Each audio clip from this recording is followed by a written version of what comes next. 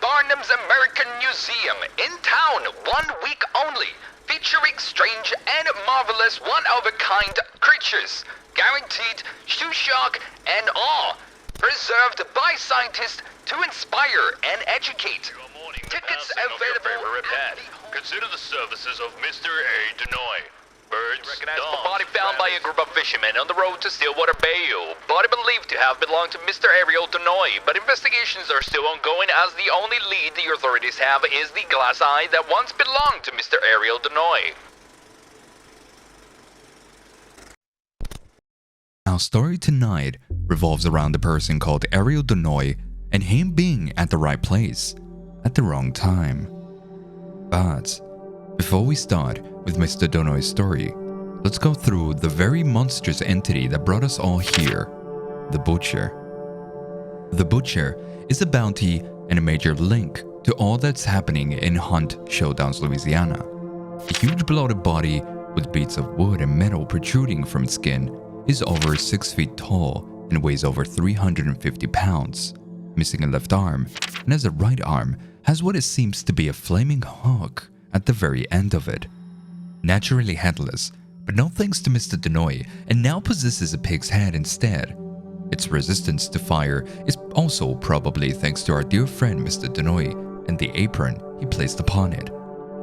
Now that we've cleared the basics of the monster, let's go back to our protagonist, Mr. Denoy, and the Butcher's origins. As we go through Mr. Denoy's diary, we learn that he's a resident of New Orleans and practiced taxidermy.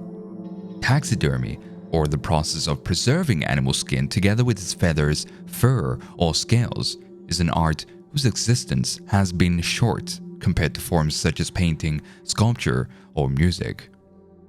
The word derives from two Greek words, taxi, meaning order, preparation, and arrangement, and derma, meaning skin. Directly translated, taxidermy translates to arrangement of skin. To our friend Mr. Denoy, taxidermy was more than simple practice. He preserved animals as to appreciate them as a celebration of life, and for that, he feels deeply misunderstood. Mr. Denoy moved to New Orleans around 1894, where he first set up and started touring people around his workshop. Taxidermy was first introduced around the late 1700s, so by then it was well established.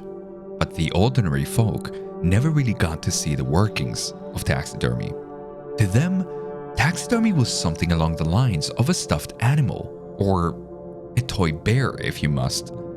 And this, Mr. Denoy had never considered as he was showing his workplace to his neighbors, which without a doubt shocked them to the very core as they went over the rows and rows of fine sharp knives and other strange tools they've never laid eyes on.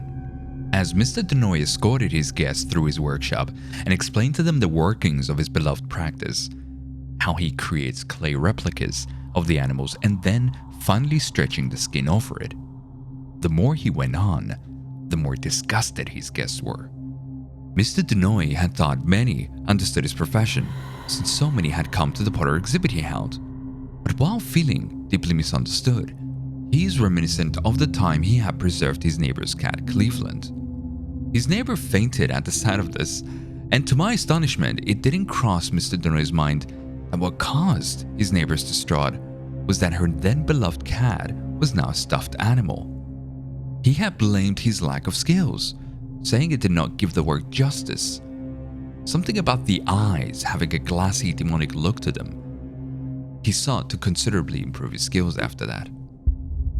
The reality of being forced to flee one's home wasn't exactly an easy thing to cope with either.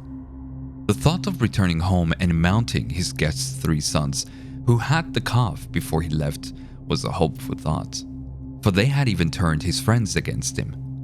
That would show that shipwreck of a woman just how artful he was. But he had never killed before. Neither did he even mount a human. Was he capable of the task? He thought. The very next day, he stumbled across a slaughterhouse, which weirdly reminded him of home. He described the place to be abandoned for some time though, hanging with swine carcasses, and with plenty of lumber to build drying racks for the skins. The perfect place to continue his work. He'd have to hunt for food though. Something that bothered him, for he had never killed before, but would skin and preserve whatever animals were destined to meet their end by his hands. It was his belief after all. The very next day, he'd build drying racks, prepare the pig carcasses and heads for future use. It'd be good practice after all. A couple of days passed for what seems like Mr. Denoy's best efforts in pursuit for food. He had to dedicate a lot of his time to it, as he was a bad marksman and an even worse hunter. But his efforts finally had paid off, just not in the way you were expecting. He had come across a carcass that was 6 feet tall and what seemed to be over 350 pounds. It was a meathead. I'll hold back from going in depth of what a meathead is and its origins for another time, or perhaps another video, as it's a very interesting tale to tell. But for now, let's go through the basics for the sake of this tale. These creatures' flesh is soft and pale, and at its shoulder, where a head should have been resting, resides a well of leeches. Clearly not an addition to, but a part of the body. A body that seemed naturally formed without that appendage. Quite the irony that they're called meatheads, don't you think? These creatures are also the very reason female hunters were prohibited for a long time, for the meatheads are in fact the infant of a female hunter. This fact changed once the American Hunters Association introduced the latest serum, which is the very thing that allows the hunter to walk among the infected and that gives the hunter the gift of sight. Also prevents conception. I hope that little bit of information was sufficient. If not, let me know in the comments and I'll prep a lore hunt for the meatheads. As I have already mentioned, it is a very interesting tale to tell. Now, let us get back to Mr. Denoy. As badly shaken our friend Mr. Denoy was, who wouldn't be?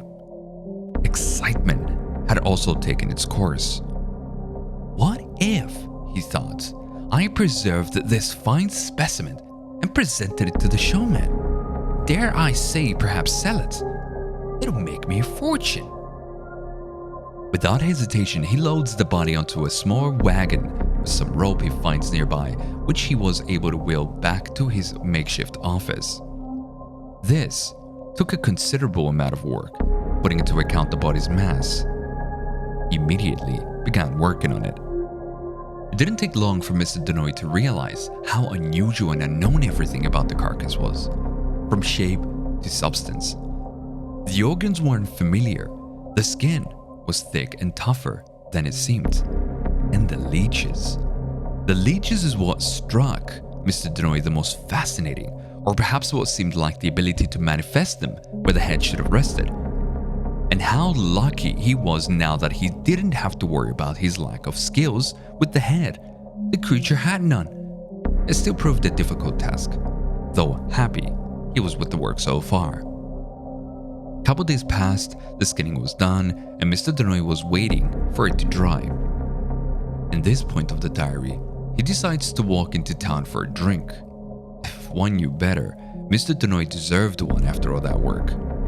The news was bad though. Upon arriving, he noticed many were dead and corpses were piled everywhere. The plague had taken a turn for the worse, so he decided to head back and remain at his new workplace for as long as possible. Would be wise to avoid the sick until the plague dies down. A week passes and it's all finally done.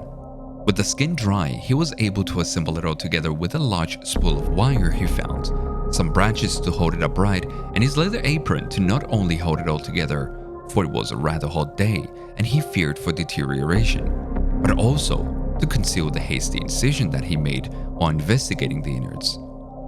The very next day, he continued working on his project, which undoubtedly would make him his fortune and career. Luckily enough, he had scored some salted meat from the storehouse, although the smell would make many gag, but there was now no reason to go out hunting. More time to work on the project. But before retiring that night, He also mentioned horrible noises coming from outside, but he managed to sleep. The creature is now done, and it is as unsettling as it could have been. This will definitely fetch a good penny for him, but Mr. Denoy can't shake the feeling that it seemed incomplete. If only he was in his workshop with the necessary tools to tackle this issue. Using what he had at his disposal though, he added a swine's head to it, which made it look even more terrifying than before. Now, to transport it, it was quite the stormy night, and it had even brought down the ceiling in his sleeping quarters. With no choice at all, forced to sleep in the same room as the abomination, which lied in his workshop for the night, given that the thunder doesn't keep him up all night. And that was the last time we ever heard from Mr. Ariel Denoy. A month later, Mr. Denoy's corpse was found in the bayous of Stillwater, barely recognizable. But what had happened that night? Without a doubt, the corpse sprang to life. But how? Let's take a moment now to look at Mary Shelley's 1818 novel called Frankenstein, which is also famously subtitled The Modern Prometheus, after the myth of the Greek god Prometheus. While Dr. Frankenstein gives life to an inanimate corpse, Prometheus created the building blocks of life for humans by creating the men from clay. In both stories, the creators both only created men.